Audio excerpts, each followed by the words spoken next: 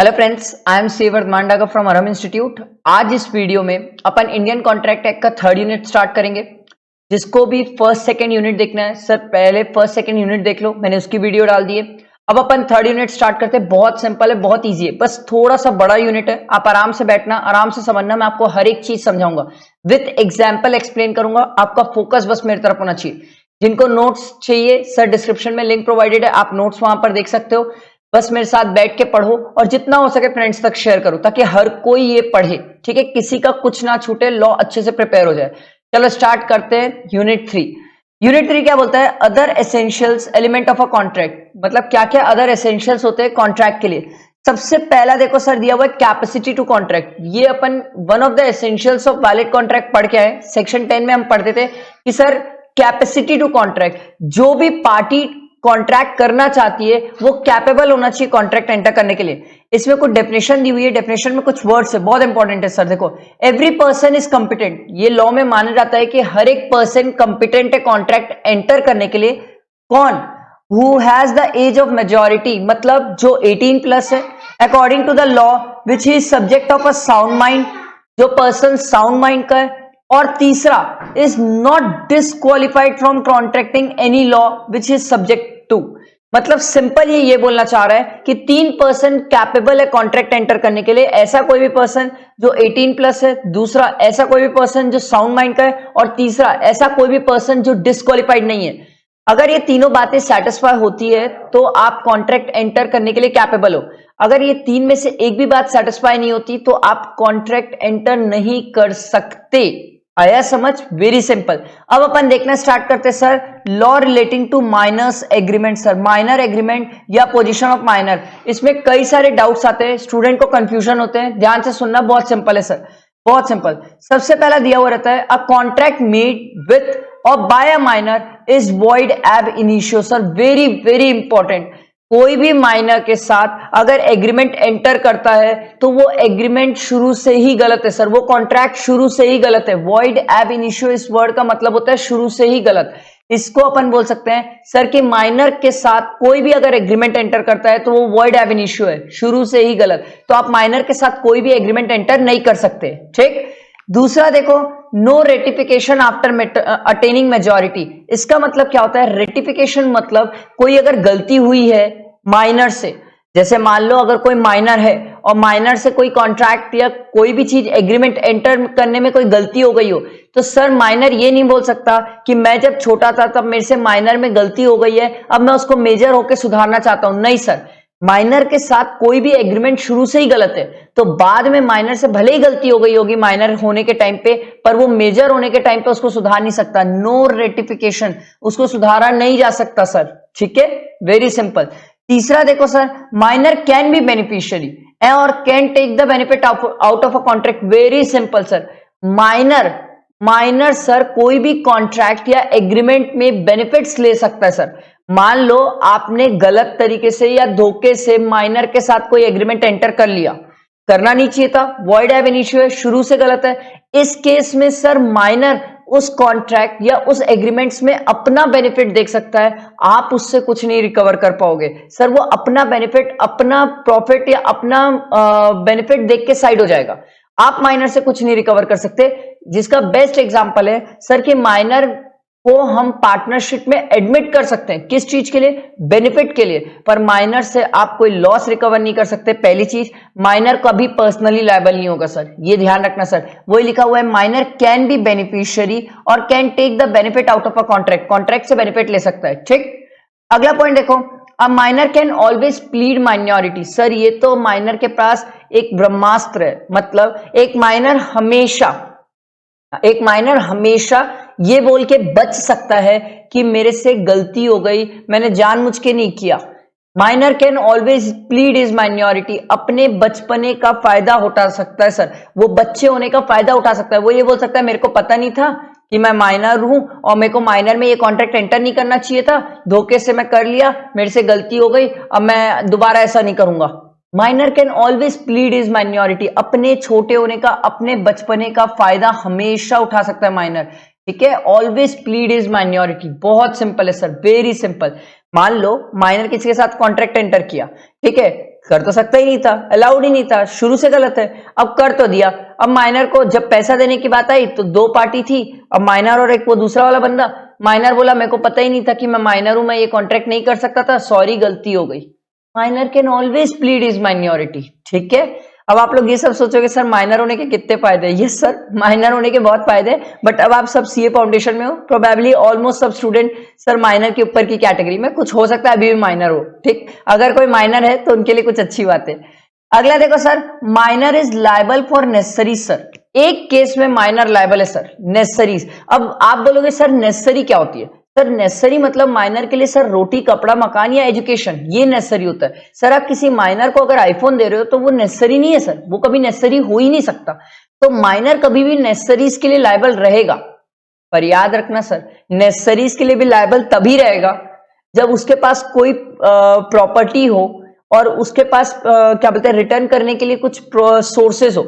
मतलब माइनर को आपने एजुकेशन के लिए पैसे दिए, ठीक है, मान लो समझ लो माइनर को आपने एजुकेशन के लिए पैसे दिए। अब माइनर सर वो पैसा एजुकेशन से रिलेटेड वो नेसेसरी है, तो क्या वो एजुकेशन का पैसा माइनर वापस करेगा? यस, माइनर वापस करेगा, प्रोवाइडेड उसके पास कोई प्रॉपर्टी होना चाहिए। अगर उसके पास कोई प्रॉपर्टी नहीं है, कोई पैसे नहीं है, तो आप उससे रिकवर नहीं कर पाओगे। याद रखना sir, there is no personal liability of the minor but only property is liable. Property है तो लायबल है, पर्सनल लायबल तो होगा ही नहीं। मतलब अगर उसके पास प्रॉपर्टी नहीं है तो आप उसका कुछ नहीं कर सकते सर, भले आपने उसको नेसेसरी प्रोवाइड करिए, ठीक है, वेरी सिंपल। उसके बाद देखो sir, contract by guardian, how far enforceable. Guardian कौन होता है सर? माइनर की देखरेख करने वाले। अगर माइनर की देखरेख करने वाला कोई पर्सन है तो क्या वो माइनर के बिहाफ में कॉन्ट्रैक्ट एंटर कर सकता है? यस सर, वो वैलिड कॉन्ट्रैक्ट एंटर कर सकता है। बात ये आती है, क्या सर उस कॉन्ट्रैक्ट के लिए गार्डियन लायबल होगा? नहीं सर, गार्डियन कभी लायबल नहीं होता, गार्डियन कभी लायबल नहीं होता। सिर्फ गार्डियन उसके बिहाफ में एक्ट करता है माइनर के बिहाफ में, क्योंकि माइनर कोई भी कॉन्ट्रैक्ट एंटर नहीं कर सकता। देखो ये लिखा हुआ है, दो a minor agreement is void his guardian can under certain circumstances enter into a valid contract. वो वैलिड कॉन्ट्रैक्ट एंटर कर सकता है। The guardian of the minor has no power to bind the minor। Sir minor को तो bind कर ही नहीं सकता, क्योंकि माइनर तो वैसे भी कोई कॉन्ट्रैक्ट नहीं कर सकता, तो गार्डियन माइनर को क्या बाइंड करेगा? आ रहा है समझ? देखो उसके बाद नो स्पेसिफिक परफॉर्मेंस।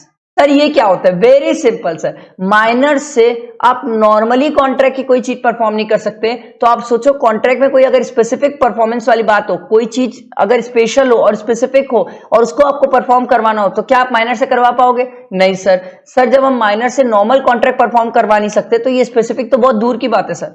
अगला देखो sir, no insolvency. Sir insolvency word का मतलब होता है दिवालिया हो जाना। सर माइनर दिवालिया कैसे होगा? दिवालिया तो वो आदमी होता है जो लाइबिलिटी लेता है, माइनर तो लाइबिलिटी लेता ही नहीं है, वो तो बेनिफिट या प्रॉपर्टी या बेनिफिट या बेनिफिशियल लेके साइड हो जाएगा, तो वो कभी इंसॉल्वेंट नहीं हो सकता, ठीक है, वेरी सिंपल। उसके बाद अगला है पार्टनरशिप। सर क्या माइनर पार्टनरशिप बना सकता है? नहीं सर, वो बना नहीं सकता, क्योंकि वो कोई एग्रीमेंट एंटर नहीं कर सकता। पर सर क्या माइनर पार्टनरशिप में एडमिट हो सकता है? यस, वो एडमिट हो सकता है सर, बेनिफिट्स के लिए एडमिट हो सकता है। अब भी अपन ऊपर पढ़े, ठीक, सिंपल। उसके बाद अगला दिया हुआ है, सर क्या minor can B an agent? Yes, minor किसी का भी एजेंट बन सकता है, बट याद रखना लायबल तो नहीं रहेगा, वो लायबल नहीं रहेगा। तो आप बोलोगे सर उसके बदले फिर लायबल कौन होगा? उसके बदले लायबल होगा प्रिंसिपल। हमेशा याद रखना सर, माइनर किसी भी प्रिंसिपल का एजेंट बन जाएगा सर, बट एजेंट बन के वो लायबिलिटी नहीं लेगा सर, लायबल तो हमेशा प्रिंसिपल ही रहेगा, ठीक। उसके बाद अगला देखो sir, minor can not bind parents और गार्डियन। सर माइनर कभी भी पेरेंट्स और गार्डियन को लायबल नहीं बना सकता, ये सिंपल है सर। जहां पर हमने ये सीखा कि कोई भी माइनर अगर कोई भी माइनर के बिहाफ में पेरेंट्स या गार्डियन कोई भी कॉन्ट्रैक्ट एंटर करते हैं तो उस केस में पेरेंट्स और गार्डियन लायबल नहीं होंगे माइनर के एक्ट के लिए, ठीक है। उसके बाद अगला देखो sir, joint contract by minor और एडल्ट। सर ये बहुत सिंपल है, इसको मैं आपको एग्जांपल से बताता हूं। मान लो सर ए पर्सन है और बी है, बी माइनर है, ठीक है, और ए मेजर है, ठीक। तो इस केस में मान लो ये दोनों मिलके सी के साथ कॉन्ट्रैक्ट एंटर किए, ठीक है, ये दोनों मिलके सी के साथ कॉन्ट्रैक्ट एंटर किए कि इन लोग गुड्स प्रोवाइड करेंगे, ठीक है, और सी इनको पैसे देगा। अब मान लो ए और बी दोनों मिलके गुड्स, मान लो ए ने गुड्स प्रोवाइड किया और बी मना कर दिया कि सर मैं गुड्स प्रोवाइड नहीं करूंगा, तो इस केस में सर क्या सी बी के ऊपर केस कर सकता है? नो, नहीं कर सकता। ये यही बोलना चाह रहा है sir, joint contract by minor और एडल्ट, सिंपल यही बोल रहा है कि सर कभी भी अगर माइनर और एडल्ट साथ में कॉन्ट्रैक्ट एंटर करेंगे तो माइनर कभी लायबल नहीं होगा सर। जितनी भी लायबिलिटी आएगी किसके ऊपर आएगी सर, हमारे एग्जाम्पल में हमेशा ए के ऊपर आएगी, एकदम सिंपल। हमेशा लायबल कौन होगा, एडल्ट, वेरी सिंपल। उसके बाद सर क्या माइनर शेयर होल्डर बन सकता है सर, कॉमन सेंस से सोचो, शेयर होल्डर कैसे बनेगा सर, डीमेट अकाउंट ही नहीं खोल पाएगा, शेयर होल्डर कैसे बन सकता है, बन ही नहीं सकता सर, कॉन्ट्रैक्ट एंटर ही नहीं कर पाएगा। अगला दिया हुआ है सर लायबिलिटी फॉर टॉर्ट्स, क्या माइनर टॉर्ट्स के लिए सिविल रॉन्ग किसी के साथ गलत करता है तो क्या लायबल होगा, यस सर। अगर माइनर किसी के साथ गलत करता है तो सिविल टॉर्ट्स के लिए लायबल होगा। सिविल टॉर्ट्स मतलब एकदम सिंपल है सर, दो चीजें होती है सर, सिविल और क्रिमिनल। क्रिमिनल तो बहुत बड़ी लेवल की चीज होती है सर, क्रिमिनल के लिए तो सभी लायबल है। सिविल मतलब सर बेसिकली जहां पर मर्डर नहीं किया है, एकदम बड़े लेवल की चीज नहीं है बट पनिशेबल ऑफेंस है, तो उस केस में माइनर सर सिविल चीजों के लिए लायबल होगा। एग्जाम्पल, बहुत सिंपल एग्जाम्पल है, मान लो जैसे माइनर ने अपनी बुक में भी एक एग्जाम्पल दिया है कि माइनर एक जन से घोड़ा हॉर्स को बोरो करता है और वो हॉर्स को लेके राइड पे जाता है और कुछ ऐसा होता है जिसके कारण एक्सीडेंट हो जाता है और हॉर्स मर जाता है, तो उस केस में सर क्या वो हॉर्स के लिए वो लायबल रहेगा minor, yes sir, liable for torts, civil liable. Civil चीजों के लिए माइनर लायबल होगा, सिविल रॉन्ग अगर गलत करता है तो माइनर लायबल होगा। आया समझ, वेरी सिंपल। क्योंकि ये जो सिविल रॉन्ग है, ये जो टॉर्ट है, उसे क्या माना जाता है, ब्रीच ऑफ कॉन्ट्रैक्ट माना जाता है, और अगर ब्रीच ऑफ कॉन्ट्रैक्ट है तो उस केस में माइनर लायबल होगा। आया समझ, सिंपल। अगला देखो सर श्योरिटी, सर बट याद रखना वो सिविल टॉर्ट्स के केस में, नॉर्मली सर माइनर कोई कॉन्ट्रैक्ट एंटर नहीं कर सकता और लायबल नहीं होगा। अगला है surety for minor, very simple. Sir क्या माइनर किसी की श्योरिटी ले सकता है, आप खुद कॉमन सेंस से सोचो सर, माइनर क्या किसी की श्योरिटी ले पाएगा सर, वो जब पर्सनली लायबल ही नहीं होता, वो किसी की गारंटी नहीं ले सकता, वो कोई कॉन्ट्रैक्ट एंटर नहीं कर सकता, तो वो किसी की श्योरिटी कैसे ले सकता है सर। क्या माइनर के बदले कोई श्योरिटी ले सकता है, यस, माइनर के बदले श्योरिटी ले सकता है, और इन केस कल के दिन माइनर पैसा नहीं देता तो वो जो श्योरिटी वाला बंदा है उसको पैसा देना पड़ जाएगा। सर माइनर कभी किसी की श्योरिटी नहीं ले सकता, ठीक है, वेरी सिंपल। श्योरिटी वर्ड का मतलब होता है जहां पर भरोसा दिलाना। जैसे एक एग्जांपल देता हूं, एक सिंपल एग्जांपल, एकदम सिंपल, आप ध्यान देना सर। एक बी है जो माइनर है, ठीक है, और एक ए है, ए ने सी से पैसा लिया है, ठीक है, ये मेजर है सर, ए मेजर है, ठीक है, और सी भी मेजर है, दोनों मेजर है। ए ने सी से पैसा लिया, कितना, 10,000। अब मान लो बी ने, क्या बोलते हैं, बी जो माइनर है वो श्योरिटी ले रहा है ए की कि भाई अगर ए ने पैसा नहीं दिया सी को तो मैं दूंगा। अब आप कॉमन सेंस से सोचो सर, बी आपको लगता है सर माइनर होके श्योरिटी ले पाएगा, नहीं सर, ये पैसा देगा ही नहीं, ये तो बोल देगा मैं कभी पर्सनल लायबल होता ही नहीं हूं, इसीलिए माइनर एज अ श्योरिटी नहीं हो सकता, ठीक है, वेरी सिंपल। इसके बाद अगला देखो sir, person of a sound mind. अब पहली बात ये सर, साउंड माइंड का किसको बोला जाता है, ध्यान से सुनना, ऐसा कोई भी पर्सन साउंड माइंड का तब बोला जाता है, देखो a person is said to be a sound mind for the purpose of making a contract if at the time of making a contract he is capable of understanding it and forming a rational judgment. जो contract को समझ सकता है और समझने के बाद उसी के हिसाब से प्रॉपर रैशनल जजमेंट्स कर सकता है। समझेगा, पहले तो कॉन्ट्रैक्ट बना सकता है, फिर समझ सकता है, और समझने के बाद उसके हिसाब से प्रॉपर रिएक्ट कर सकता है, रैशनल जजमेंट, ठीक है, as to the effect upon its interest, अपनी इंटरेस्ट के लिए एक रैशनल जजमेंट फॉर्म कर सकता है, वो बंदा साउंड माइंड का माना जाता है। मतलब ऐसा कोई भी बंदा जो कॉन्ट्रैक्ट के टर्म्स ना समझ सके और उससे कोई रैशनल जजमेंट ना ले सके, वो बंदा अनसाउंड माइंड का है। अनसाउंड मतलब पागल। अब आपके हिसाब से पागल नहीं, क्योंकि आप लोग तो चलते फिरते हर किसी को पागल बोलते हो, वो वाला पागल पागल नहीं होता सर। आपने तो किसी को भी पागल बोल दिया, नहीं सर, वो पागल नहीं कहलाता। पागल तो तभी कहलाएगा जब कोई रैशनल जजमेंट ना कर सके या कोई अंडरस्टैंड, कोई चीज समझे ना। जब समझेगा नहीं तभी पागल है सर। समझ सकता है, अपने फायदे के लिए सोच सकता है, तो वो पागल नहीं है, वो साउंड माइंड का है, ठीक है। देखो अब इस केस में क्या होता है, ये बात ध्यान से सुनना सर। क्या हम कोई भी पर्सन, सर इंडिया में क्या कोई भी पर्सन साउंड माइंड का ही माना जाता है, यस सर, नॉर्मली कोई भी पर्सन इंडिया में साउंड माइंड का माना जाता है। अगर अनसाउंड माइंड का है, पागल है, तो सर उसे सर्टिफिकेट मिलता है कि वो पागल है। आप बोलोगे सर क्या मजाक कर रहे हो, यस सर, हमें सर्टिफिकेट मिलता है कि अगर किसी भी पर्सन को आपको पागल प्रूव करना है तो उसका सर्टिफिकेट होता है सर। तो आप बोलोगे सर जो हम किसी को भी पागल बोलते हैं वो, नहीं सर, आप तो किसी को भी डिक्लेयर कर देते हो पागल, नहीं सर, आपके हिसाब से पागल नहीं चलता है। तो कॉन्ट्रैक्ट में गवर्नमेंट ने ये बोला, कोई भी पर्सन, ध्यान से सुनना, बहुत इंटरेस्टिंग है, बड़ा मजेदार है। मान लो कोई एक ऐसा पर्सन है जो 24 आवर्स में 12 आवर्स साउंड माइंड का रहता है और 12 आवर्स अनसाउंड माइंड का रहता है। तो गवर्नमेंट ने बोला जब तक ये साउंड माइंड का है आप इसके साथ कॉन्ट्रैक्ट एंटर कर सकते हो, और जब ये अनसाउंड माइंड का होगा तब आप कॉन्ट्रैक्ट एंटर नहीं कर सकते। आप बोलोगे सर ये तो बड़ी जबरदस्त बात है। एकदम सिंपल है, कोई भी पर्सन जब तक साउंड माइंड का है तब तक आप कॉन्ट्रैक्ट एंटर कर सकते हो, अगर वो अनसाउंड माइंड का है तो कॉन्ट्रैक्ट एंटर नहीं कर पाओगे। आप बोलोगे सर कोर्ट में कैसे प्रूव करेंगे कि जब हम कॉन्ट्रैक्ट एंटर किए थे तब ये साउंड माइंड का है? सर ये तो बहुत बड़ा इशू है कि आप कोर्ट पे कैसे प्रूव करोगे, क्योंकि अगर सामने वाले को पैसा देना है तो वो यही बोलेगा कि मैं तो पागल था, मेरे को कुछ नहीं पता ये कब कॉन्ट्रैक्ट एंटर किया मेरे साथ। और अगर उसको पैसा लेना है तो वो ये जरूर बोलेगा कि मैं साउंड माइंड का था जब मैं कॉन्ट्रैक्ट एंटर किया था। तो कोर्ट में प्रूव करना एक बहुत बड़ा मैटर है सर, ठीक है, बहुत बड़ा मैटर है।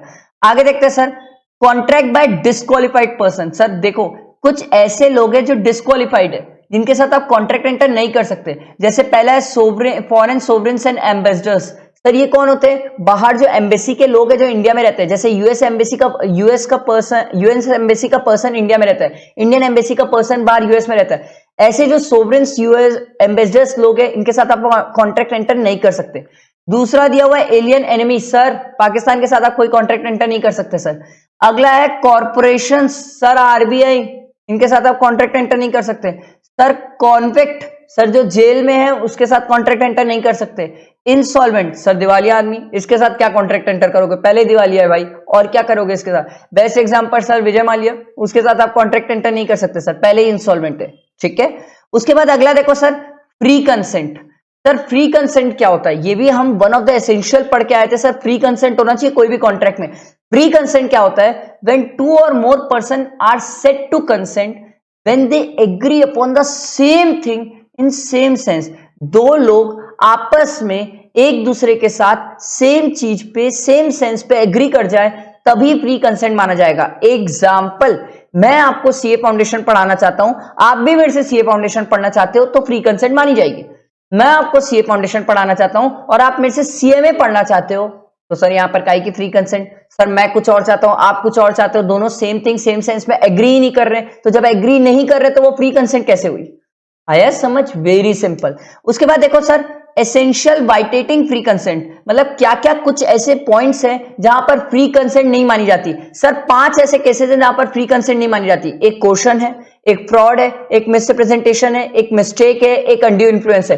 पांचों केसेस पढ़ेंगे, इन पांचों केसेस में फ्री कंसेंट नहीं मानी जाती। सर नॉर्मली कोई भी कॉन्ट्रैक्ट में अगर दो party same thing same sense में एग्री हो जाए तो फ्री कंसेंट है, बट ये 5 ऐसे केसेस हैं जहां पर फ्री कंसेंट नहीं मानी जाती। सबसे पहला केस दिया हुआ है सर क्वेश्चन। क्वेश्चन वर्ड का मतलब क्या होता है? बहुत सिंपल है सर, आराम से ध्यान से दो, मैं आपको एकदम इजीली समझाऊंगा सर। पहले दिया हुआ है सर, देखो आपको क्या दिया हुआ है, committing or threatening to commit any act forbidden by the IPC. बहुत सिंपल है सर। मैंने मान लो एक स्टूडेंट को एक झापड़ खींच के मार दिया और बोला चल मेरे से सीए फाउंडेशन पढ़ना है अब तेरे को, दिस इज कमिटिंग। मैंने कर दिया ना कमिट। ऐसा कोई काम जो आईपीसी में अलाउड नहीं है सर, इंडियन पेनल कोड में। डरा दिया धम, ठीक है, मार दिया, कमिटिंग। थ्रेटनिंग टू कमिट, बेटा अगर तू मेरे से नहीं पढ़ाना सीए फाउंडेशन तो भयानक मारूंगा। थ्रेटनिंग, डरा रहा हूं मैं उसको बेचारे को, ऐसा कोई काम कर रहा हूं जो आईपीसी में अलाउ नहीं है, इंडियन पेनल कोड में अलाउ नहीं करता, तो ये क्वेश्चन के अंदर कवर्ड है सर। बहुत सिंपल एग्जांपल है, committing or threatening to commit. दूसरा दिया हुआ है देखो सर, अनलॉफुल डिटेनिंग और threatening to detain any property. Sir मैंने मान लो किसी की प्रॉपर्टी जब्त कर ली तो भी क्वेश्चन के अंदर आ जाता है। या तो मैं किसी को डरा रहा हूं कि अगर तू मेरी बात नहीं माना या तू मेरे साथ कॉन्ट्रैक्ट एंटर नहीं किया तो तेरी जमीन मेरी, तेरा घर मेरा।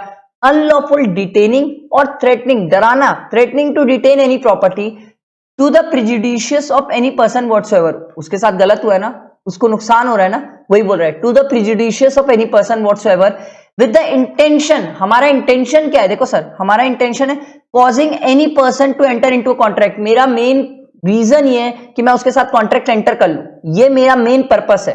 भाई मैं किसी को मारा, डराया कि मैं मारूंगा, उसकी प्रॉपर्टी जब्त किया या डराया कि मैं तेरी प्रॉपर्टी जब्त कर लूंगा, मेन पर्पस क्या होना चाहिए? उसके साथ कॉन्ट्रैक्ट एंटर करना।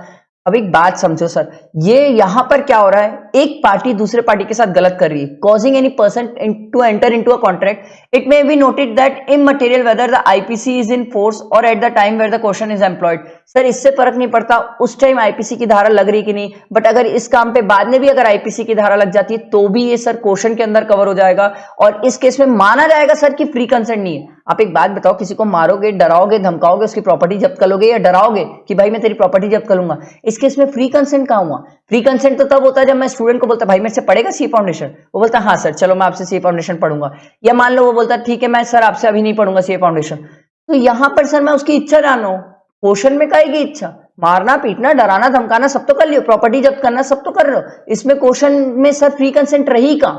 ठीक है, अब देखो सर ये जो क्वेश्चन हुआ है उसका इफेक्ट क्या है, देखो सबसे पहला है वॉइडेबल। सर आपके मन में क्वेश्चन आएगा सर वॉइडेबल वर्ड का मतलब क्या होता है? सर वॉइडेबल वर्ड का मतलब हम पढ़ के आए, वॉइडेबल कॉन्ट्रैक्ट वो कॉन्ट्रैक्ट होते हैं जो पार्टी जिसके साथ गलत हुआ है, मैंने स्टूडेंट को मारा पीटा डराया धमकाया उसकी प्रॉपर्टी जब्त करने की बात करी, तो स्टूडेंट के साथ गलत हो रहा है, जिस पार्टी के साथ गलत हो रहा है वो पार्टी चाहे तो कॉन्ट्रैक्ट को कैंसिल कर सकती है। Voidable at the option of the party whose consent was obtained, जिस पार्टी की कंसेंट ली गई है, वॉइडेबल एट द ऑप्शन, किसके ऑप्शन पे?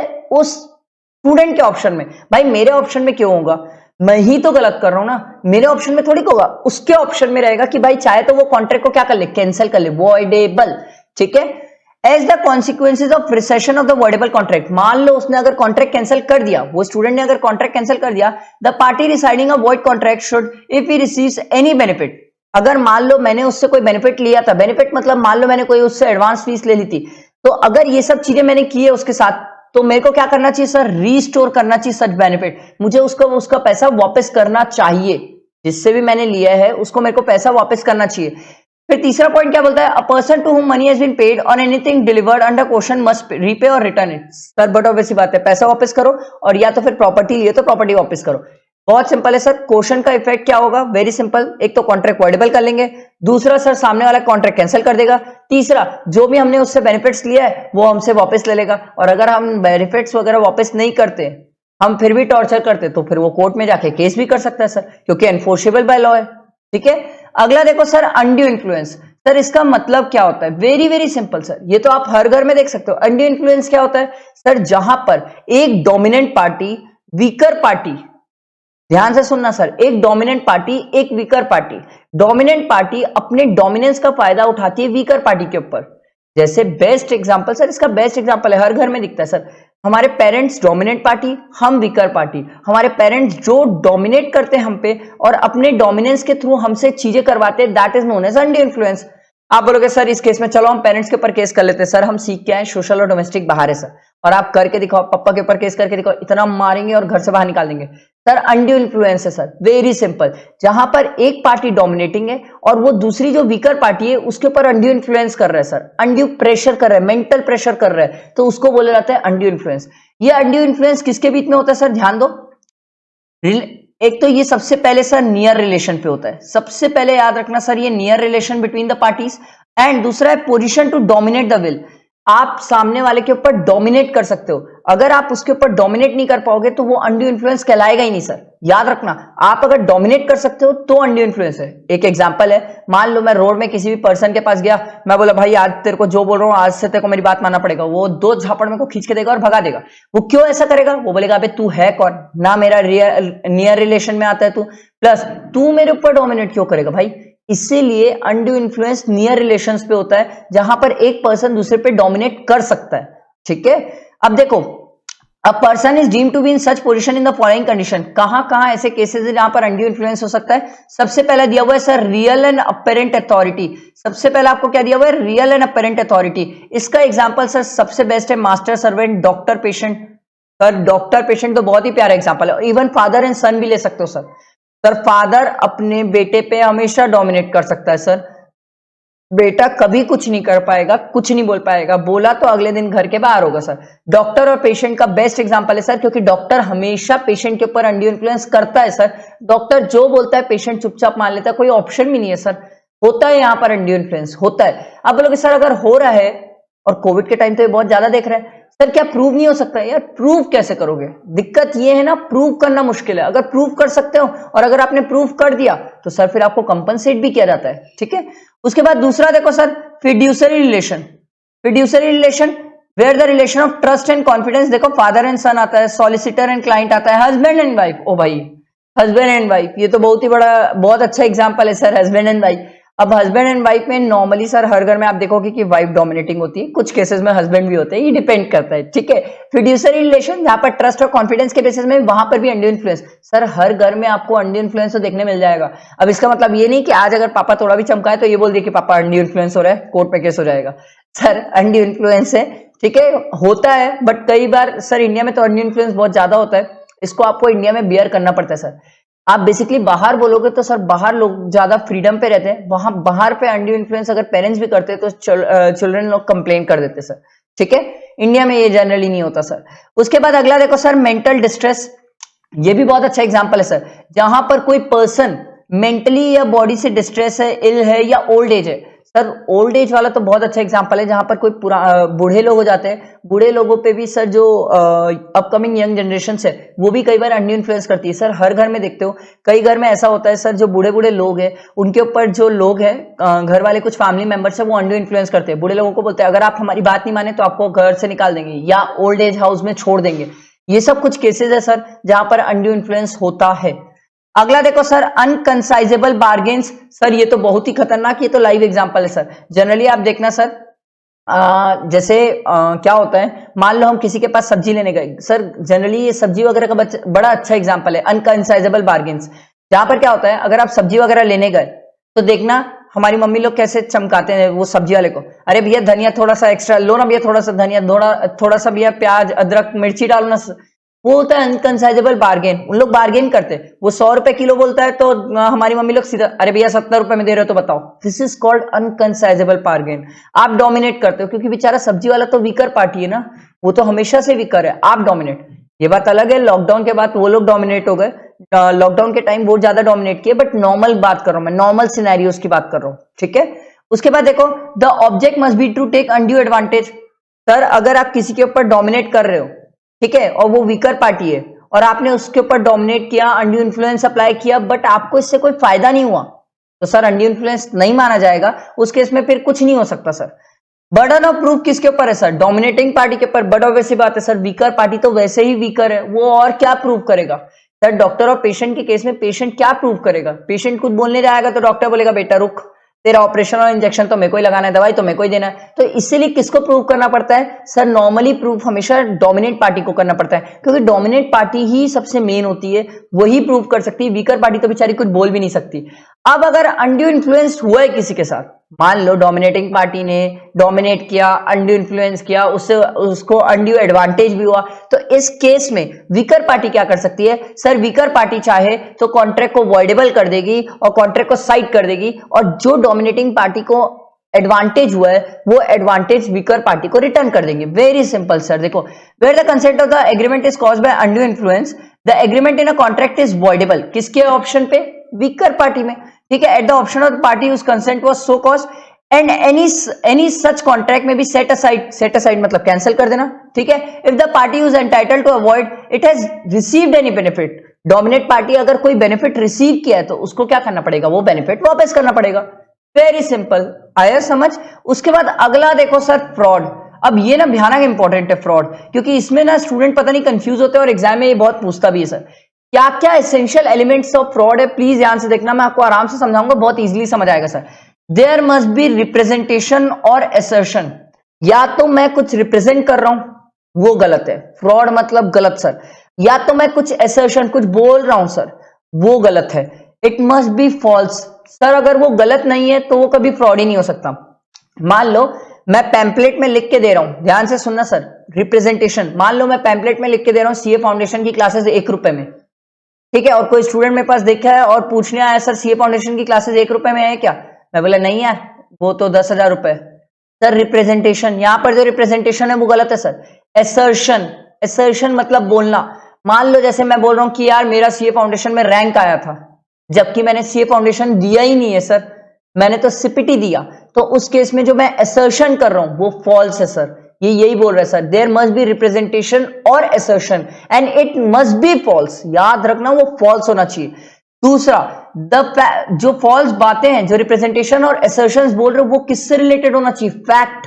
मेन मुद्दे से रिलेटेड चीजें गलत होनी चाहिए सर। अगर मुद्दे से रिलेटेड गलत चीजें हैं तो ही वो फ्रॉड है सर। एग्जाम्पल, मैंने आपको बोला कि आप अरहम इंस्टीट्यूट में आओ, आपको लॉ पढ़ाएंगे वर्धमान सर, और बाद में पता चला जब अरहम इंस्टीट्यूट में स्टूडेंट आए तो पता चला उनको कि लॉ वर्धमान सर नहीं पढ़ा रहे, वर्धमान सर के बदले कोई और सर पढ़ा रहे। तो सर फैक्ट की गलती है, मेन कॉन्ट्रैक्ट जिस दम पे हो रहा था वही चीज गलत है सर, फैक्ट की गलती है।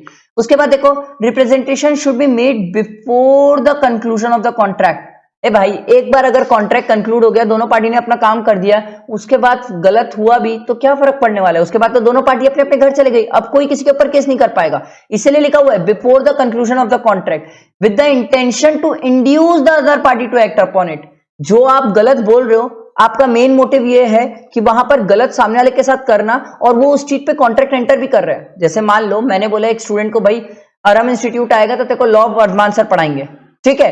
अब मान लो वो स्टूडेंट सुना हाँ ठीक है, और वो आया ही नहीं अरहम इंस्टीट्यूट पढ़ने, तो इस केस में सर गलत कहां हुआ स्टूडेंट के साथ?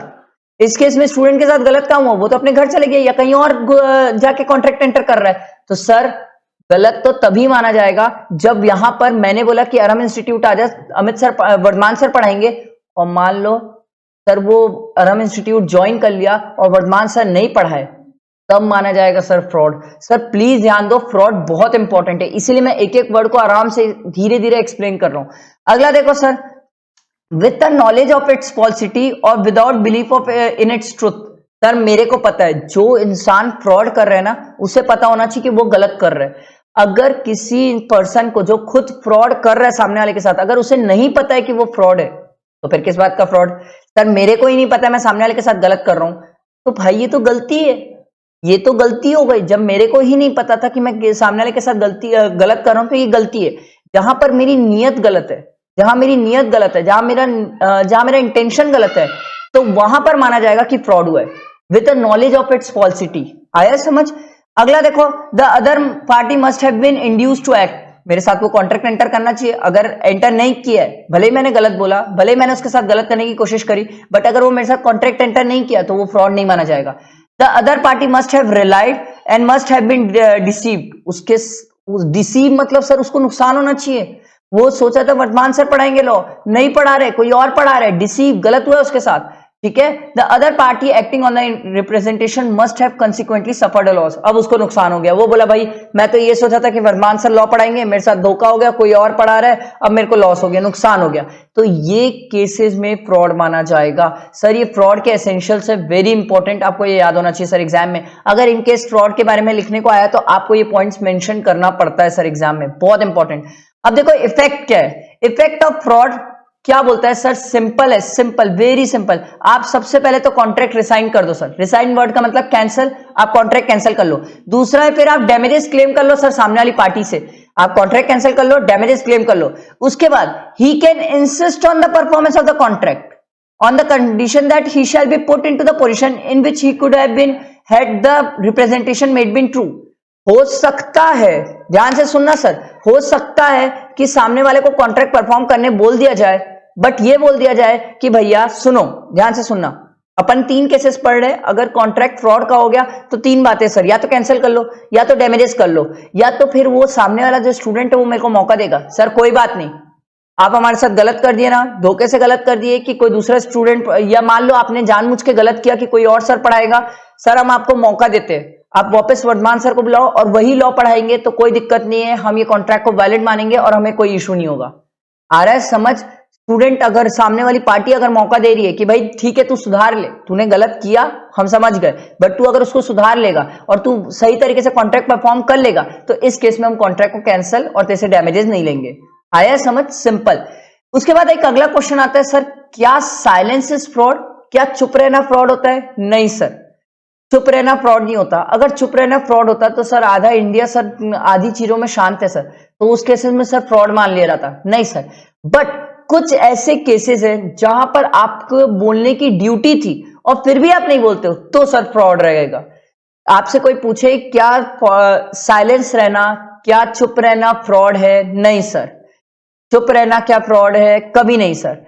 A party to the contract is under no obligation to disclose the whole truth to the other party. There is no duty to disclose the fact which are within the knowledge of both the parties.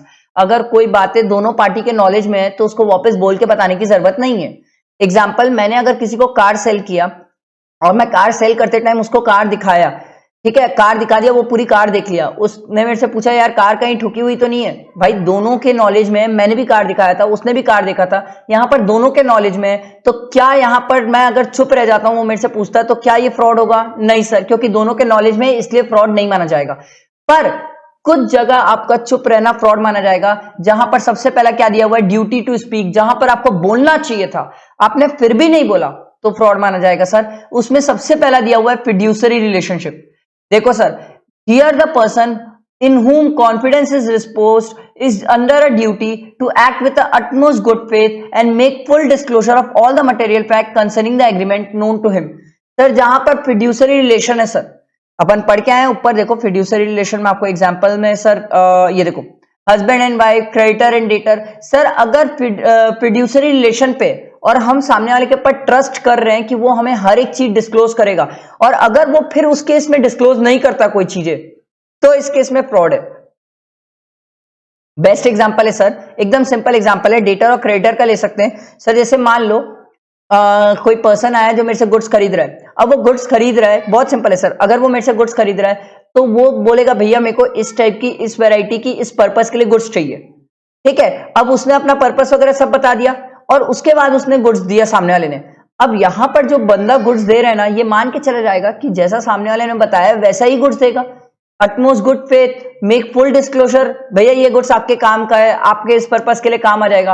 अब अगर वो सामने वाला जानबूझ के नहीं बता रहा है तो फिर फ्रॉड है सर। क्या? क्योंकि यहां पर उसकी ड्यूटी टू स्पीक थी। इसका और एक अच्छा एग्जांपल ले लेते सर, और एक अच्छा एग्जांपल, फिड्यूसरी तो नहीं बट एग्जांपल अच्छा सूट करता है सर। जैसे अपन मेडिकल में जाते हैं तो कोई दवाई बोलते हैं भैया सर्दी की दवाई दे दो, तो जैसे वो सर्दी की दवाई देता है तो वो सर्दी की दवाई के साथ डिस्क्लोज करता है सर किस टाइम लेना है, क्योंकि हम विश्वास करते हैं सर कि वो बताएगा। नहीं बताएगा तो सर यहां पर फ्रॉड है, क्योंकि ड्यूटी टू स्पीक है सर, उसको बोलना पड़ेगा। डॉक्टर को भी तो बोलना पड़ेगा ना, वैसे ही ड्यूटी टू स्पीक, ठीक है। उसके बाद अगला देखो sir, contract of insurance. Sir very simple, अगर आप किसी चीज का इंश्योरेंस करा रहे हो, और अगर जैसे मान लो कार का ही इंश्योरेंस करा रहे हो, और अगर मान लो आपकी कार पहले से ठुकी हुई है, मान लो अगर आपकी कार पहले से ठुकी हुई है, तो आपकी ड्यूटी कि इंश्योरेंस कंपनी को बताओ कि ठुकी हुई है। लोग क्या करते हैं इंडिया में, बताते नहीं है सर। लोग क्या करते हैं, हाँ भाई मेरी गाड़ी अच्छी है, सर्वेयर से सेटिंग करा लेते हैं, ऐसी फोटो लेते हैं जिससे जहां पर ठुकी हुई नहीं रहती है, और क्या बोलते हैं इंश्योरेंस करवा लेते हैं। सर यहां पर आप गलत कर रहे हो सर। यहां पर आपकी ड्यूटी टू स्पीक थी, पहले से बताना चाहिए था भैया मेरी गाड़ी ठुकी हुई है, भैया मेरी गाड़ी में ये पहले से डैमेज है। नहीं बताते तो यहां पर आपका चुप रहना फ्रॉड है। जब आपसे इंश्योरेंस कंपनी पूछती है कि सर आपकी गाड़ी में कोई भी पार्ट डिस्ट्रॉयड या ठुका हुआ तो नहीं है, तो यहां पर आप फ्रॉड कर रहे हो। दूसरा अगला देखो सर, कॉन्ट्रैक्ट ऑफ मैरिज।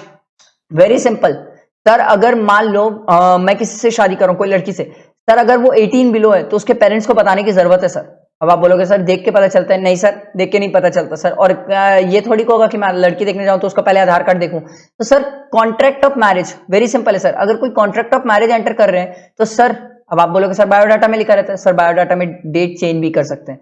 तो सर कॉन्ट्रैक्ट ऑफ मैरिज, तो उस केस में सर उसके पेरेंट्स को बताना चाहिए।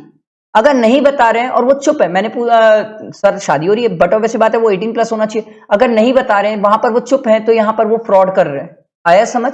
अगला देखो sir, contract of family settlement. Very important sir, मान लो दो भाई के बीच में बंटवारा हो रहा है, ये सेटलमेंट हो रहे हैं, फैमिली सेटलमेंट्स हो रहे हैं। तो सर अगर मान लो एक भाई का पहले से ही कोई प्रॉपर्टी में इंटरेस्ट है, या पहले से ही उस प्रॉपर्टी में उसने ओनरशिप रखी हुई है, तो सर उसको पहले से डिस्क्लोज करना चाहिए। अगर नहीं डिस्क्लोज कर रहा है बंटवारे के टाइम, तो वो जो भाई डिस्क्लोज नहीं कर रहा है वो फ्रॉड कर रहा है। Contract of family settlement. अगला देखो sir, share allotment contract. Very simple, जब भी कंपनी शेयर अलॉट करती है तो कंपनी को प्रोस्पेक्टस में हर एक चीज फुली डिस्क्लोज करना चाहिए।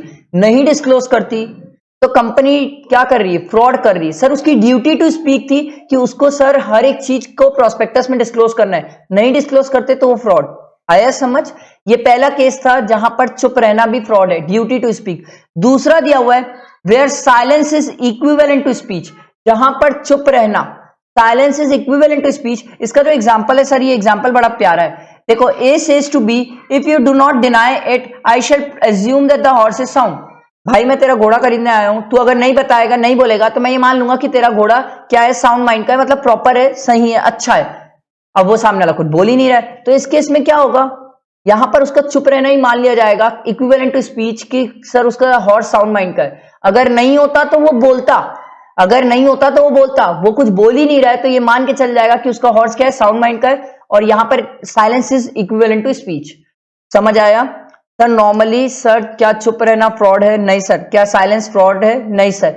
दो केसेस है सर जहां पर ड्यूटी टू स्पीक है और where the silence is equivalent to speech. ये दो केसेस में अगर आप नहीं बोलते हो या फिर सर चुप रह जाते हो तो इन दो केसेस में आपका फ्रॉड माना जाएगा।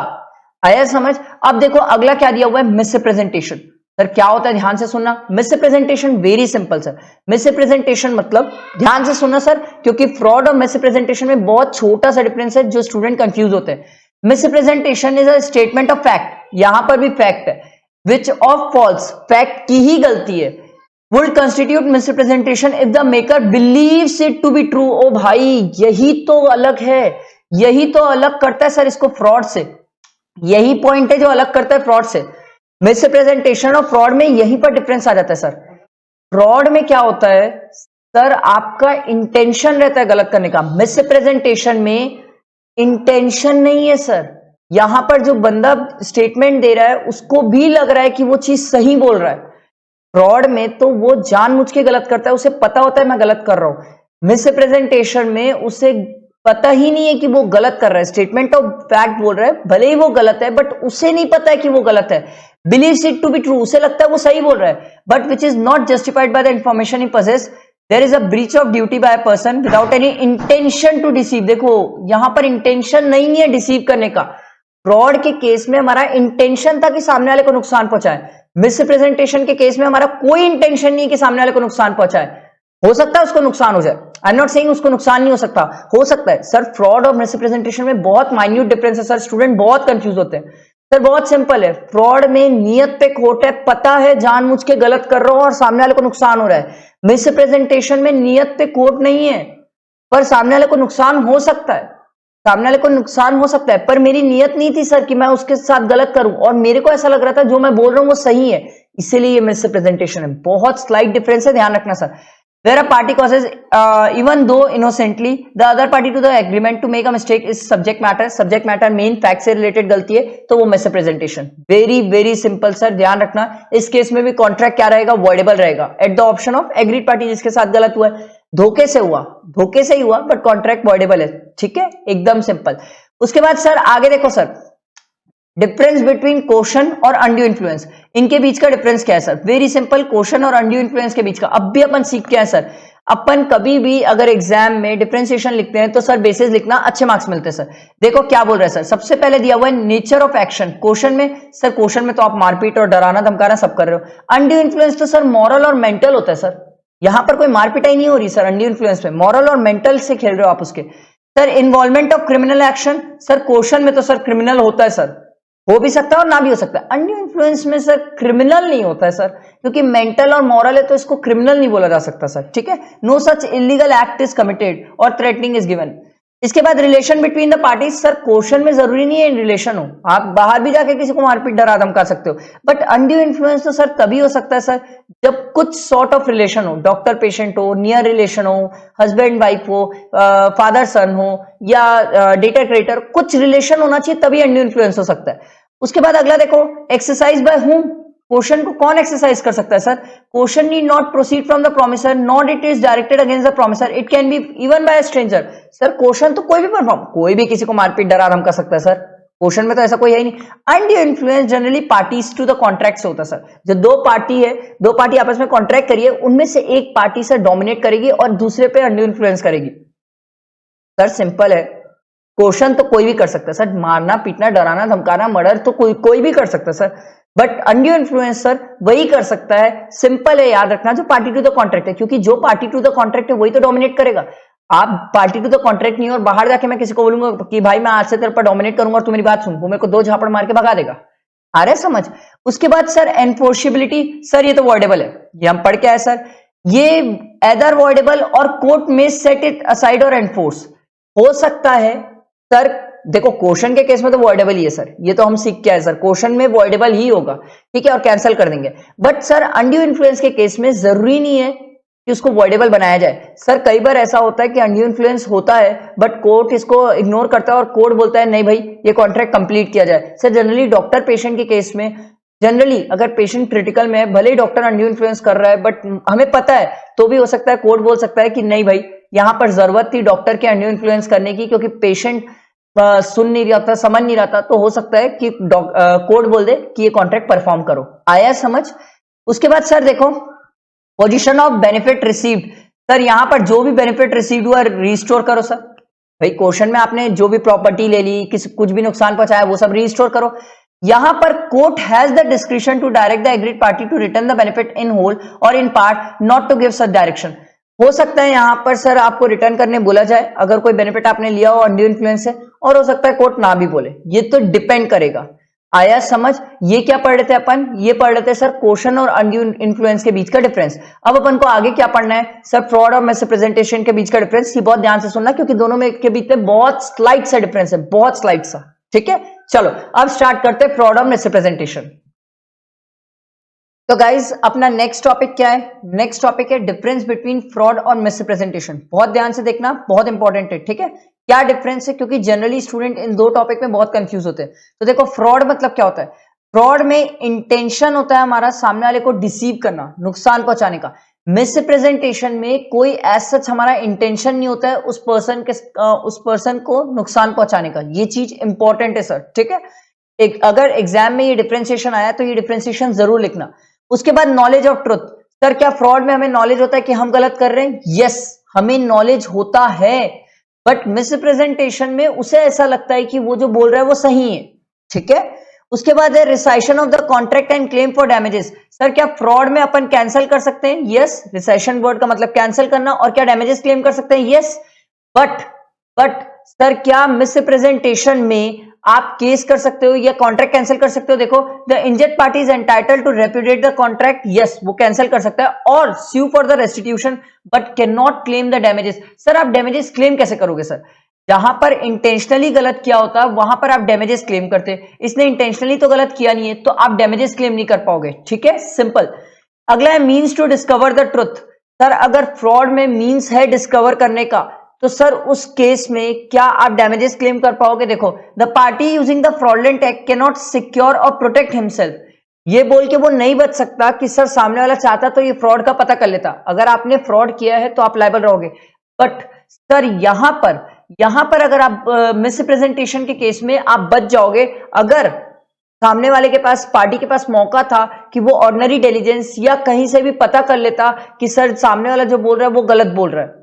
देखो मिसरिप्रेजेंटेशन कोई इतनी बड़ी गलती नहीं हो जाती सर, हमें लगा था सही था, हमने कोई बोला वो चीज गलत निकल गई।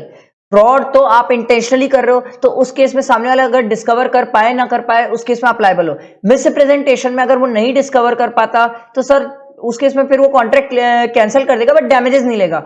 बट अगर वो डिस्कवर कर सकता है तो उस केस में वो आपको बोलेगा कि सर मैंने डिस्कवर किया कि आप जो बोल रहे हो वो गलत है, तो उस केस में भी वो कॉन्ट्रैक्ट कैंसिल कर सकता है बट डैमेजेस तो क्लेम नहीं कर पाएगा। आया समझ? Very simple. उसके बाद आगे देखो sir, legal effects of agreement without free consent. अब जितने भी आप एग्रीमेंट पढ़ते हो अगर वो विदाउट फ्री कंसेंट है तो उसका सिंपल ये याद रखना कि सर कॉन्ट्रैक्ट क्या हो जाएंगे? Voidable at the option of the party whose consent was so caused. मतलब जिसकी कंसेंट आपने फ्रीली नहीं ली है, जैसे अपन फ्रॉड पढ़े, मिसरिप्रेजेंटेशन पढ़े, क्वेश्चन पढ़े, अनड्यू इन्फ्लुएंस पढ़े, मिस्टेक अभी अपन पढ़ेंगे। 4 केसेस में ऊपर के 4 केसेस में सर सामने वाले पार्टी के ऑप्शन पे कॉन्ट्रैक्ट क्या हो सकता है? Voidable at the option of the agreed party. Very very simple. आया समझ? ये इतना याद रखना। उसके बाद देखो सर, ये एक्सेप्शन, इससे क्वेश्चन आता है सर, ये एक्सेप्शन ध्यान रखना सर। एक्सेप्शन ये बोलता है if such consent was caused by misrepresentation और by silence, fraudulent, the contract is not voidable.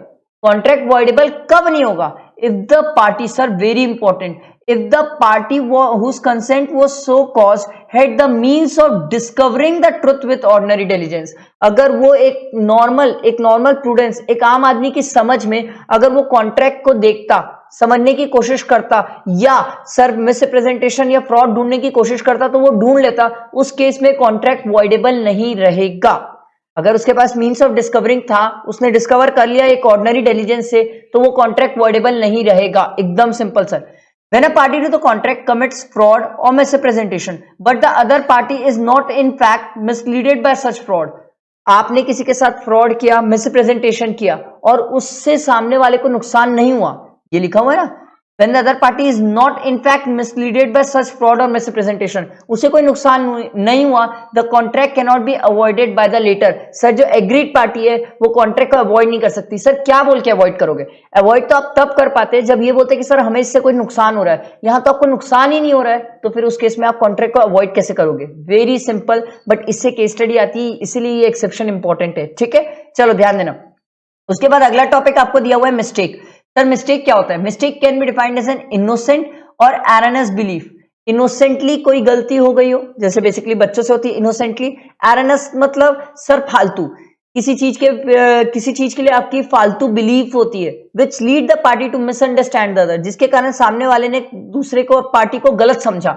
Mistake can B bilateral और यूनिलेटरल. सर याद रखना, बायलेटरल मतलब जहां दोनों पार्टी से मिस्टेक हो रही है, यूनिलेटरल मतलब जहां एक पार्टी से मिस्टेक हो रही है. ठीक है, very simple. Effect of mistake on validity of contract. अब अगर मिस्टेक हो गई है तो उसकी वैलिडिटी, कॉन्ट्रैक्ट की वैलिडिटी में क्या फर्क पड़ेगा?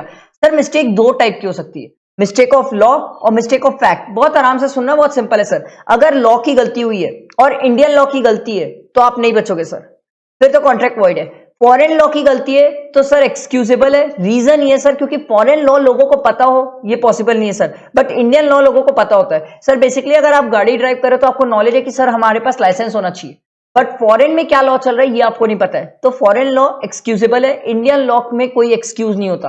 Sir mistake of fact, fact की गलती हो गई, मेन मुद्दा जिस चीज का कॉन्ट्रैक्ट कर रहे हो उसी की गलती हो गई, तो फिर तो वॉइड ही होगा. एग्जांपल, मैं बोल रहा हूं सामने वाले को भैया मैं स्विफ्ट बेचूंगा आपको, उसको लग रहा है भैया कि नहीं सर स्विफ्ट नहीं अपनी होंडा सिटी बेचेंगे, तो इस केस में सर फैक्ट की गलती है, जिस चीज के लिए कॉन्ट्रैक्ट कर रहे हैं वही गलत है, तो उस केस में क्या हो जाएगा, वो कॉन्ट्रैक्ट वॉइड हो जाएगा. आया समझ? Very simple. अब उसके बाद देखो legality of object and consideration. Sir ध्यान देना, ये अपन ने 5 मैटर्स पढ़े जहां पर फ्री कंसेंट की बात नहीं होती है, जहां फ्री कंसेंट नहीं माना जाता. तो अब अगला टॉपिक अपना क्या है? Legality of object and consideration. Please ध्यान देना, बहुत मजा आएगा सर.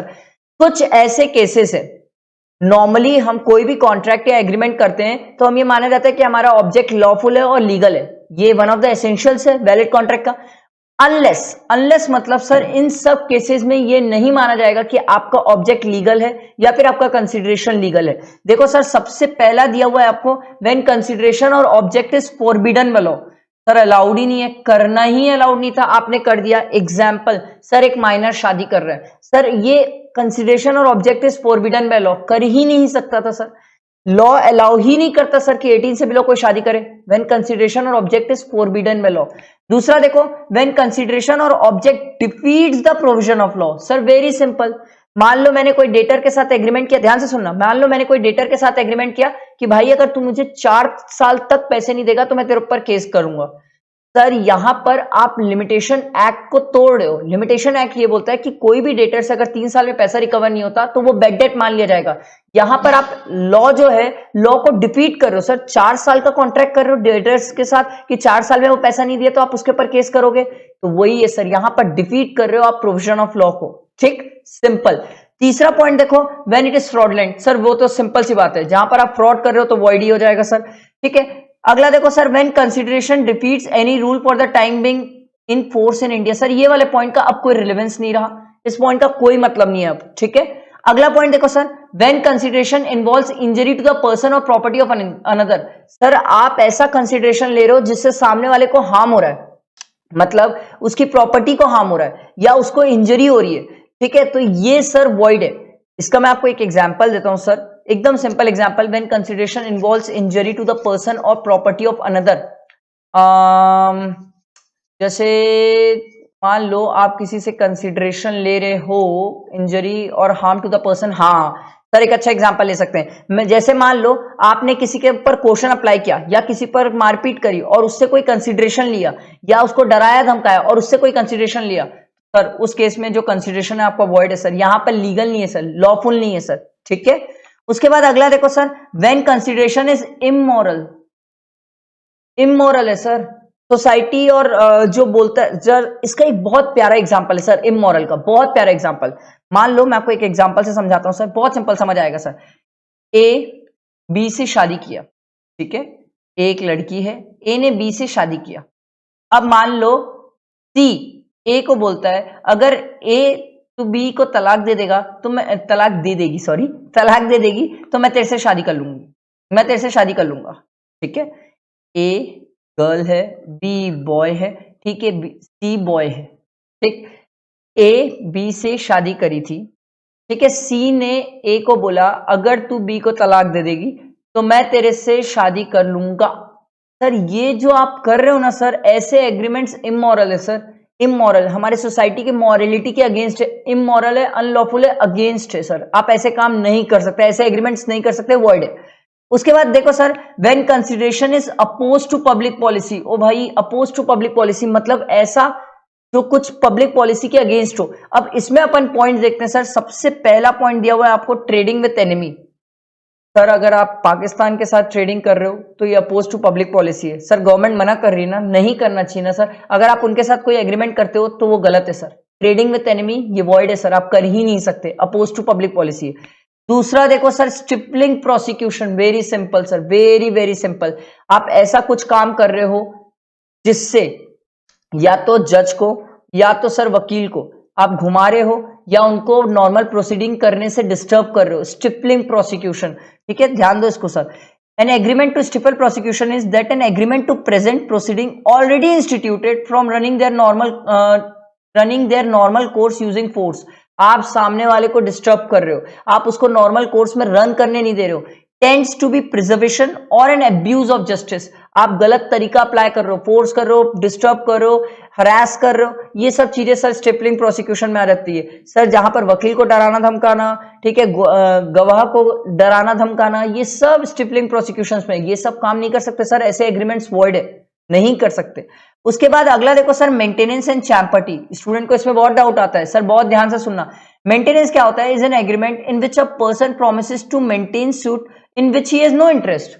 इसको कोई इंटरेस्ट नहीं है पर जबरदस्ती भाई केस करवाने के नाम पे जबरदस्ती मजे लेने के लिए। मैं आपको एक एग्जांपल देता हूं सर, आपको समझ आ जाएगा, ध्यान दो। मान लो ए ने बी को पैसे दिए कि भाई तू सी के खिलाफ केस कर दे। ए ने बी को पैसे दिए कि तू सी के खिलाफ केस कर दे, तो बी ने पूछा क्यों ए को, कि क्यों, क्या रीजन है? तो बोले सर इससे मेरे को पर्सनल खुन्नस निकालना है सी से।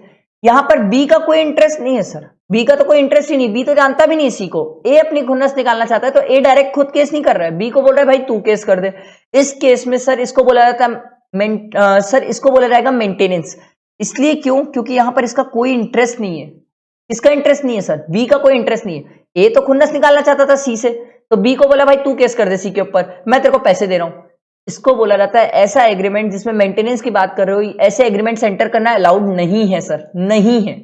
उसके बाद सर देखो अगला दिया हुआ चैम्पर्टी। अब ये चैम्पर्टी क्या होता है देखो, champerty is an agreement in which a person agrees to assist another in litigation in exchange of promise to hand over a portion of the proceed of an action.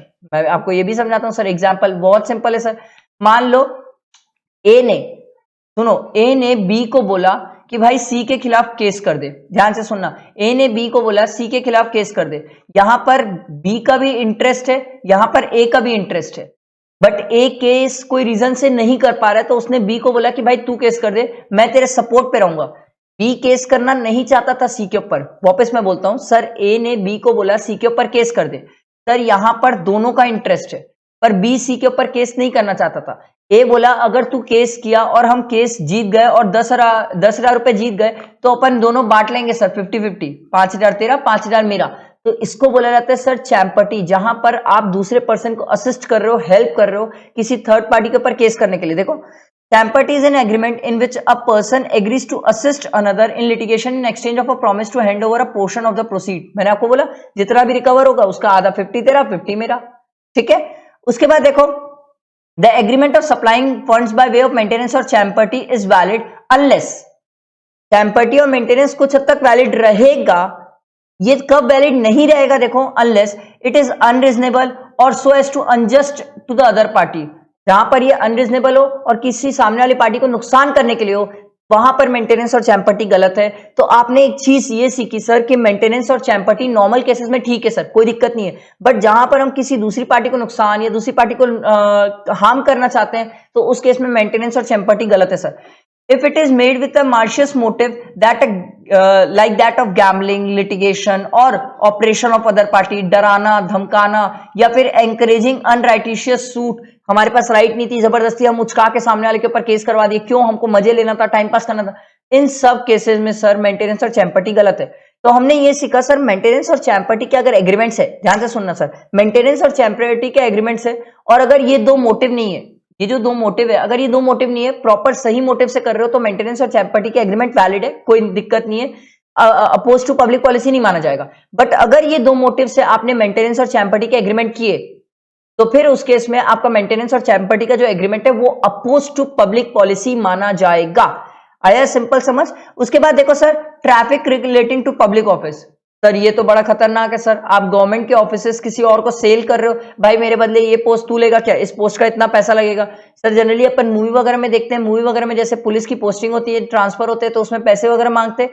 तो ये जो traffic relating to public office है, अगर आप ये ऐसे agreements कर रहे हो सर तो ये अपोज टू पब्लिक पॉलिसी, आप ऐसे एग्रीमेंट्स नहीं कर सकते। कर रहे हो तो गलत है सर, कर नहीं सकते। आप बोलोगे सर रियल लाइफ में हो रहा है, देख भाई अंदर से कुछ भी हो रहा हो वो अलग मैटर है, बट अगर ऐसे एग्रीमेंट सही में हो रहे हो तो किसी दिन कोई भी सर वो एग्रीमेंट की कॉपी हाथ लग गई ना तो केस कर देगा सर और मर जाएंगे सबके सब। तो सर ये अलाउड नहीं है सर, ठीक है, अपोज टू पब्लिक पॉलिसी।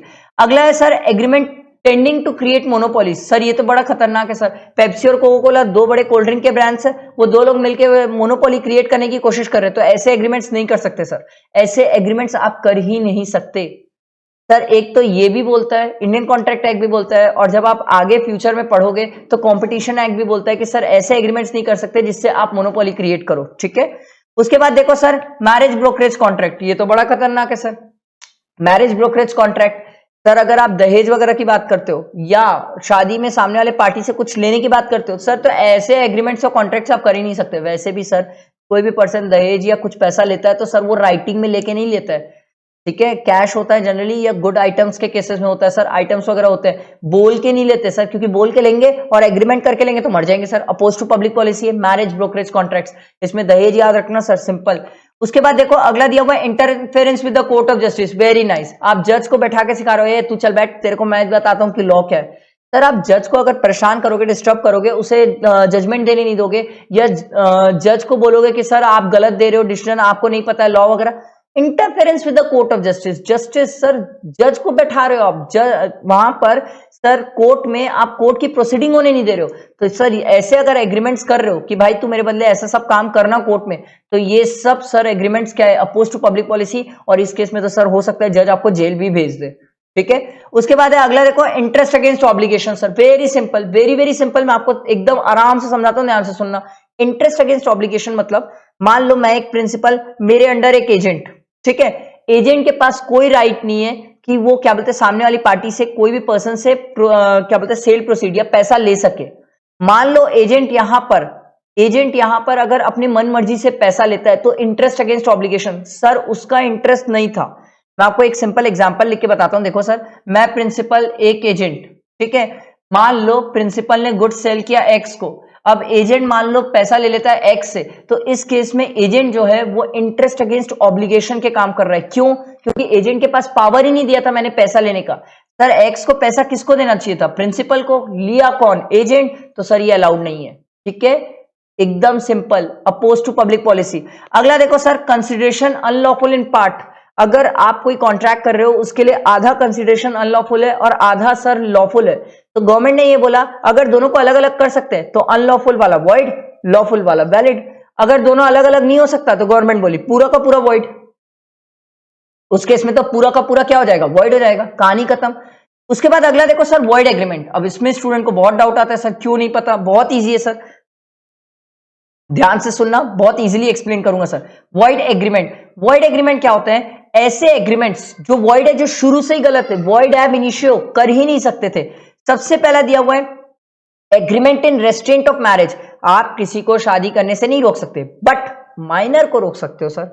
मेरे को शादी करने से नहीं रोक सकते, माइनर को रोक सकते हो सर, ठीक है। तो माइनर को अगर आप रोक रहे हो, माइनर को शादी करने से रोकने का एग्रीमेंट कर रहे हो, वैलिड है, चलेगा।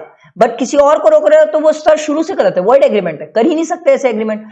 दूसरा दिया हुआ है sir agreement in restaurant of trade, sir आप किसी को बिजनेस नहीं करने का एग्रीमेंट, मतलब बिजनेस करने से रोकने का एग्रीमेंट नहीं कर सकते। Sorry, agreement in restaurant of trade मतलब आप किसी को बिजनेस नहीं करने देने का एग्रीमेंट नहीं कर सकते, नहीं कर सकते सर, ये वॉइड एब इनिशियो है, शुरू से गलत है, वॉइड एग्रीमेंट है।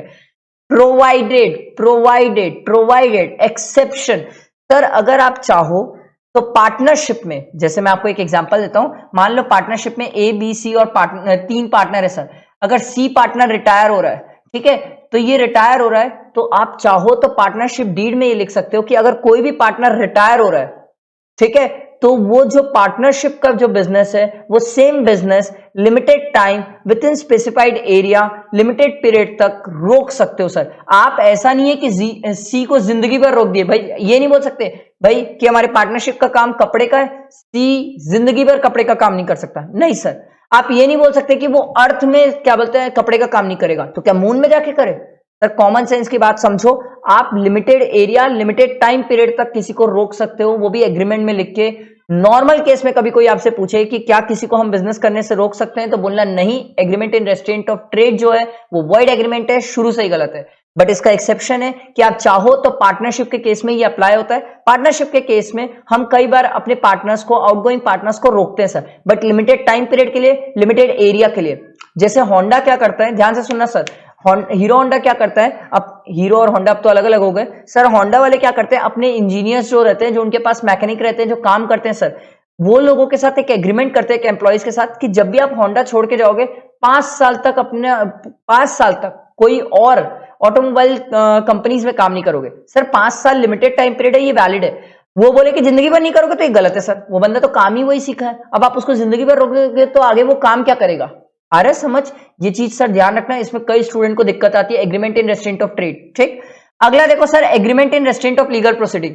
सर क्या आप किसी भी पार्टी को कोर्ट जाने से रोक सकते हो? नहीं सर, हर किसी का कोर्ट जाने का जन्म सिद्ध अधिकार है sir. Agreement in restaurant of legal proceeding, आप एग्रीमेंट में ये नहीं लिख सकते कि दो पार्टी के बीच में डिस्प्यूट होगा तो कोई भी पार्टी कोर्ट नहीं जाएगी सर, कोर्ट जाने का तो अधिकार जन्म सिद्ध है।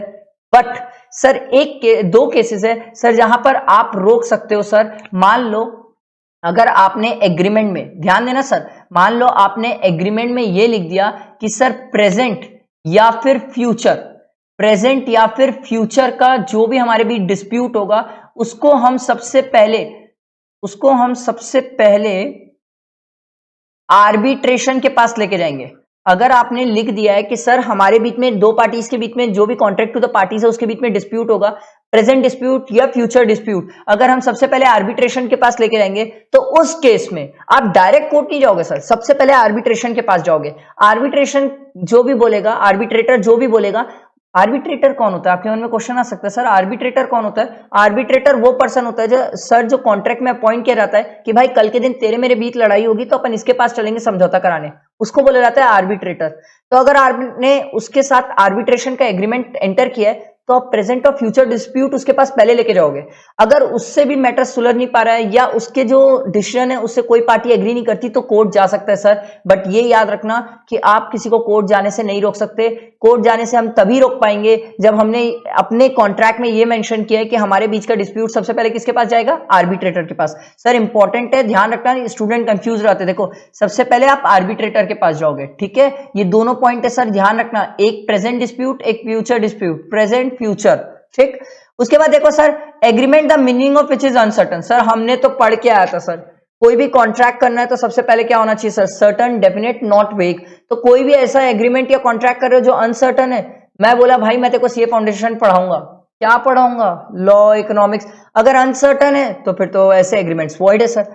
अगला देखो sir, wagering, very very important sir, very important. Wagering का सिंपल मतलब होता है सर सट्टा। वेगरिंग वर्ड का मतलब है सट्टा। सट्टा क्यों बोला जाता है? ध्यान से सुनना सर, बहुत इंपॉर्टेंट है, ये एग्जाम में आता है लिखने को। वेगरिंग मतलब सर देखो, वेगरिंग के एसेंशियल्स क्या क्या दिए हुए सर? प्रॉमिस टू पे मनी और मनी वर्थ। सर आईपीएल चल रहा है, बेस्ट एग्जांपल है सर आईपीएल। आईपीएल में सट्टा लगता है, ठीक है, लीगल नहीं है, लीगली नहीं हो रहा है, बट अगर लीगली लगता तो सर ये क्या होता? वेगरिंग माना जाता और ये सट्टा। क्यों? या तो आप आईपीएल में सट्टा लगाए हो तो या तो पैसे के दम पे लगाए होगे या तो प्रॉपर्टीज। ये देखो लिखा हुआ है, प्रॉमिस टू पे मनी और money worth, condition on event happening और नॉट हैपनिंग। सर सिंपल सी बात है, आपको जो भी टीम पसंद है, मान लो चेन्नई पसंद या रॉयल चैलेंजर बैंगलोर पसंद, जो भी टीम पसंद, ऑन द इवेंट हैपनिंग, आपकी टीम अगर जीतेगी तो आप पैसा लेके जाओगे, हारेगी तो पैसा दे के जाओगे, ठीक है।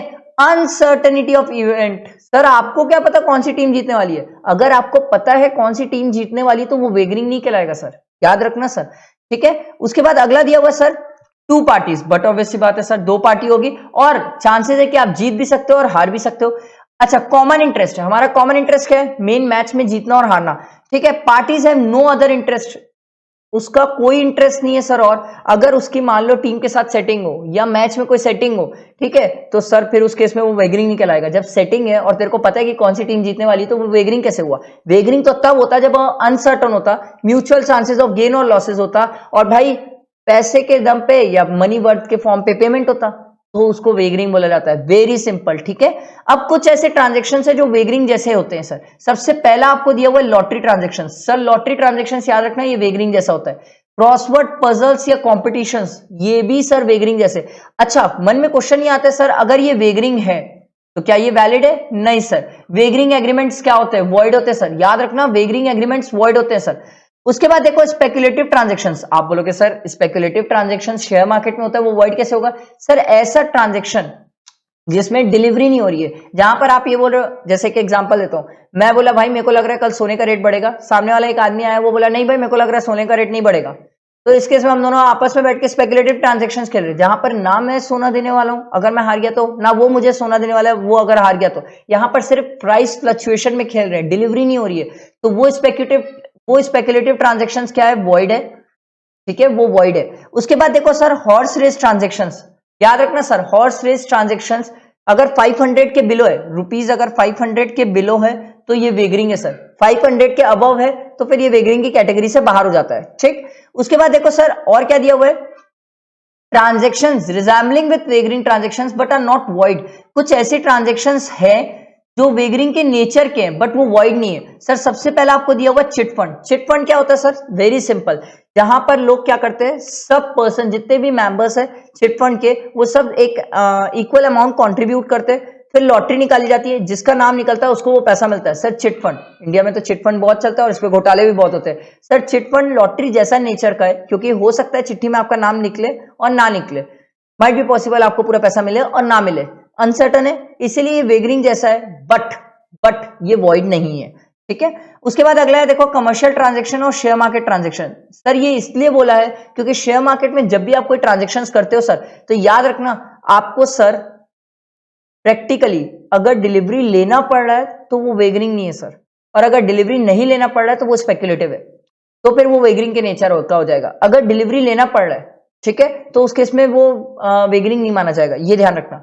अगला है games of skill and athletic competition. Sir Olympic वगैरह, स्किल्स वगैरह, वो डांस इंडिया डांस, ये सब चीजें सर, इन सब में हो सकता है आप जीत जाओ और हो सकता है ना भी जीतो, वेगरिंग के नेचर के होते हैं बट ये वॉइड नहीं है सर।